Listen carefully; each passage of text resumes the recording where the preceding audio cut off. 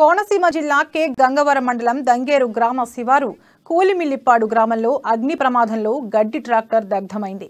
4 టన్నుల బరువు గల గడ్డితో వస్తున్న ట్రాక్టర్ ట్రక్కుపై విద్యుత్ వైర్లు తాకడంతో మంటలు వ్యాపించి గడ్డి పూర్తిగా ఖాళీ బూడిదైపోవడమే కాక ట్రాక్టర్ ట్రక్కుకు మంటలు వ్యాపించాయి.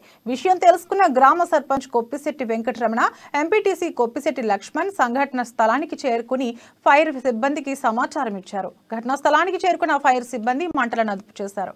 గ్రామంలో కరెంటు వైర్లు కిందికి వేలాడటం వల్ల పలు ప్రమాదాలు చోటు చేసుకుంటున్నాయని, వెంటనే విద్యుత్ శాఖ అధికారులు తగు చర్యలు తీసుకోవాలని గ్రామ సర్పంచ్ వెంకటరమణ కోరారు.